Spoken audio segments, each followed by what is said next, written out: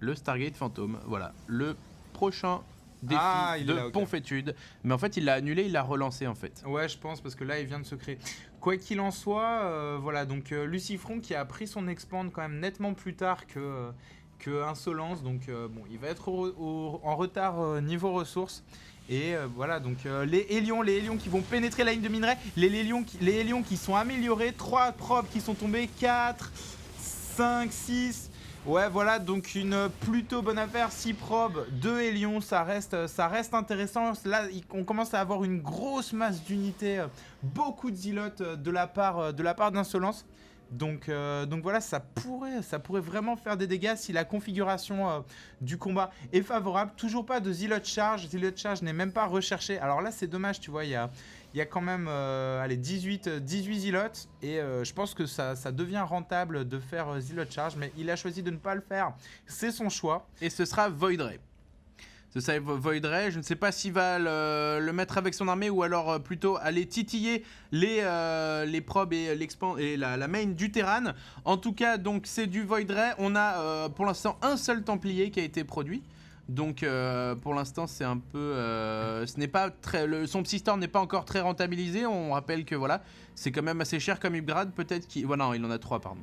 Ouais, et c'est faut voir que les hauts templiers c'est quand même très très cher en gaz, donc bon voilà. En général, on fait hauts templiers, à côté on fait des Zealots puisque de toute façon on n'a plus de gaz, donc autant faire des unités à minerai.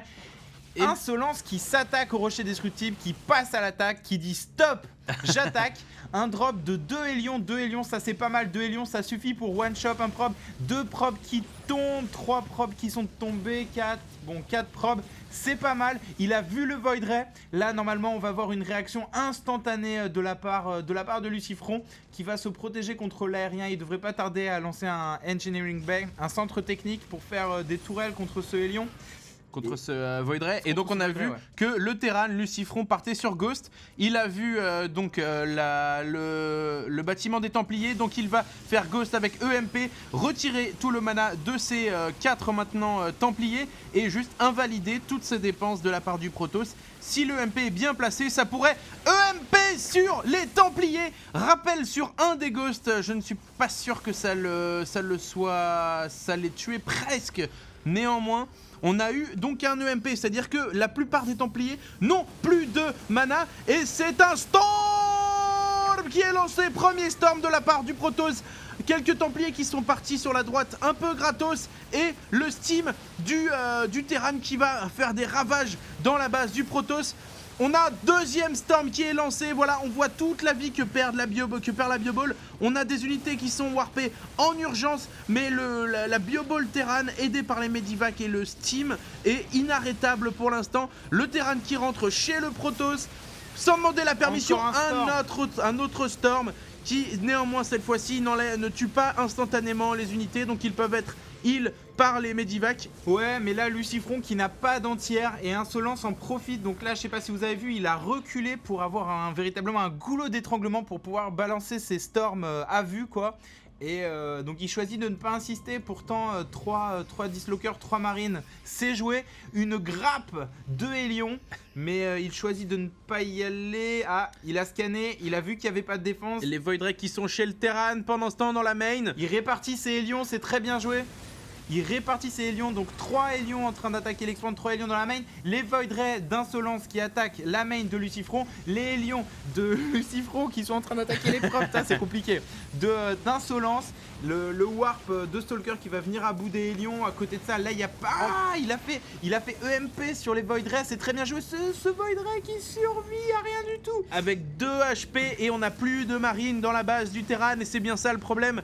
Donc voilà, EMP qui peut retirer donc le bouclier des unités Protoss. On n'a que 2 Vikings qui vont donc bientôt tomber. On rappelle qu'en plus, les Void Ray attaquent en bougeant. Ouais, mais les Void Ray n'ont pas la vitesse améliorée là-dessus. Donc les Vikings sont légèrement plus rapides. Et donc voilà, il est forcé de repartir. Je pense pas que ce Viking va insister, mais son but c'était juste de les reboot, de les faire fuir. Et donc voilà, cet échange a été quand même assez particulier. Bon, il y a des probes qui sont tombés ici, mais ça change pas grand chose, il est quasiment mind out. là-dessus, c'est quand même bien saturé. Donc je pense que voilà, on a un avantage au niveau des probes qui est assez clair de la part de Lucifron, mais au final, au niveau de Linkom, c'est quand même très proche puisque la base qui doit être saturée est saturée. Alors que ici, voilà, c'est de toute façon, il commence à y avoir trop de SCV, là, ça se voit clairement. Lucifron qui passe à l'attaque, qui scanne pour pouvoir situer l'armée de son adversaire. On va voir des EMP là-dessus. Non, je ne vois pas de Ghost. Storm! Un Storm un peu gâché qui n'aura pas fait beaucoup de victimes. On voit que Lucifron a su reculer ses unités. On n'a pas de Ghost. Un autre Storm qui va donc en plein sur les marines. Plus de marines sous le Storm. Et c'est le Terran qui fait du hit and run contre les... qui a fait un tout petit hit and run en fait. Et qui est finalement venu à bout des Void Ray grâce à 2 Vikings. Est-ce qu'il viendra à bout de ces Void Ray? Double knockout comme on dit dans le K1. Dans le catch. Et donc voilà, donc plus de force aérienne. Encore un EMP très bien placé sur les Templiers. Ouais. Donc là voilà, le meilleur contre un Protoss qui fait des hauts Templiers, c'est bien sûr les Ghosts les EMP des Ghosts, pardon, qui permettent tout simplement d'invalider les Templiers. On a néanmoins une grosse capacité de production de la part du Protoss. On a en plus il a fait l'upgrade, ce qui fait que ces Templiers arrivent avec 75 d'énergie, soit un Storm gratuit dans la pochette surprise. Donc voilà, il va falloir refaire 2 EMP, je ne suis pas sûr. Ouais, il a combien de Ghosts? Encore un Storm sur 2 Storms. Il a assez d'énergie sur ce Ghost. Le MP va être critique là-dessus. Le Storm, le MP qui est trop bien placé. Il a touché quasiment tous les hauts Templiers. C'est peut-être le moment de passer à l'attaque là. D'autant que les unités Protoss n'ont plus de bouclier non plus. Ouais, là c'était, ça aurait été pas mal de passer à l'attaque. Mais voilà, bon alors je comprends pourquoi il passe pas à l'attaque. Lucifron qui est en train de prendre sa B3, qui est en train de faire son centre, sa station orbitale sur sa B3. Donc voilà, tranquillement, un archonte en production, un deuxième archonte en production. Des Hélions qui ne vont pas infliger grand chose à cet archonte. Les Hélions qui sont là pour fumer les... Il s'est fait un Storm sur lui-même. Ouais, parce que en il fait, a paniqué. Parce qu'en fait, depuis un certain patch de la bêta, les hauts Templiers sont des unités light. Et donc là, l'objectif de Lucifron, c'est pour un coût quand même très limité, donc 0 gaz et 400, puisqu'il y avait 4 Hélions, 400 en minerais, de pouvoir sniper véritablement les hauts Templiers d'insolence.